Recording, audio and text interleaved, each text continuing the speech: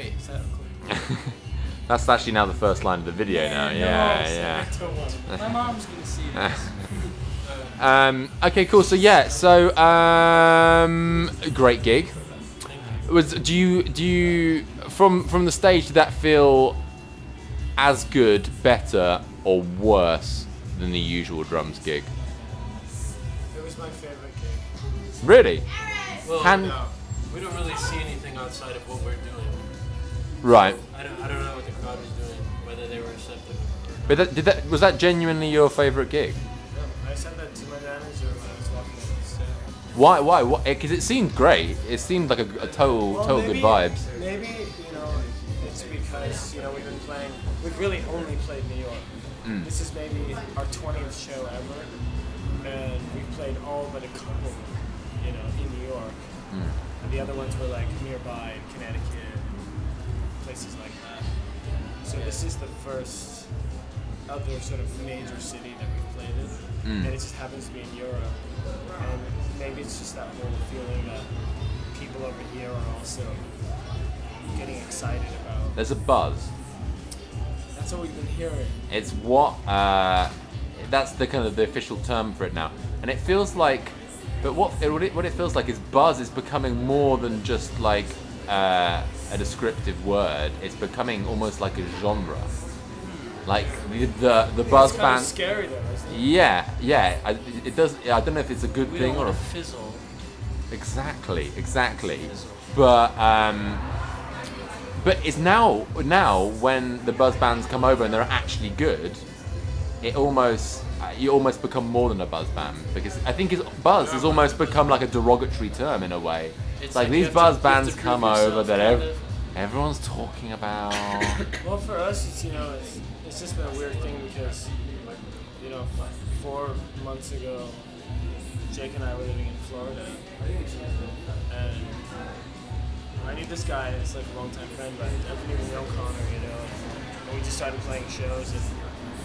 So I guess when something moves that fast, it just has to be kind of lumped into that buzz thing. Yeah. But at the same time, we feel like the core of what we do isn't surf, isn't 1950s, isn't new wave. The core of like what's important to us is pop music and simple pop melodies, strong, simple pop melodies, and so and I feel like that's something that can last a long time. Well, I think that came through tonight. We're just trying to like keep our heads down and work hard and play shows, and stay away from. We really want to stay away from anything that's sort of edgy or hip or really exciting. We just kind of love what we love. Yeah. And when we made these songs, it was completely selfish, and it just happened to be something that other people are starting to love as well. So Boy George was here. Oh yeah. Did you not know? No. Did you not know? He liked you a lot, and he said, do you know what he described you as? What? He said that he particularly liked the music, and he did wax lyrically about the music, but he also said that you looked like a bunch of rent boys. A bunch of what? Rent boys. What's that mean? Rent boys, as in Prostitutes? kind of, but it implies more than just a male prostitute. It's kind of like slightly kind of young. Is that an insult? No. I think he was saying it in quite an affectionate way. Like we look like escorts? I still don't get it. As in, you're kind of fresh-faced and ready to give someone a good time, I guess. Was he hitting on us to you? Pardon? That sounds like hitting on us to you. I'll show you the interview in a second if you want. Oh, you interviewed Boy George about us? Yeah, about you. We take things like that as a compliment. Yeah. Well, you totally should do. Yeah, especially from Boy George. We'll take any compliment as a compliment. Yeah. Indeed, you should. Okay, so what's the most buzz experience you've had? What's the biggest buzz that you guys have experienced in your lives? I don't think we even really know what that means. We met the Scissor Sisters at a party. How was that? They were kind. We also met Queen Latifah at the same party. She was also kind. I think she was very kind, very nice to us.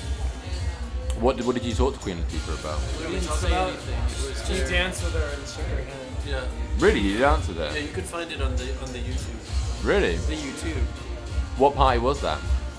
I don't know. There's just Some like a house. fancy It's like a party. no. It's like a house party. No, it was like a fancy party. Really? Fancy. Just Like a around. fancy house party. It was a house party in like a fancy house.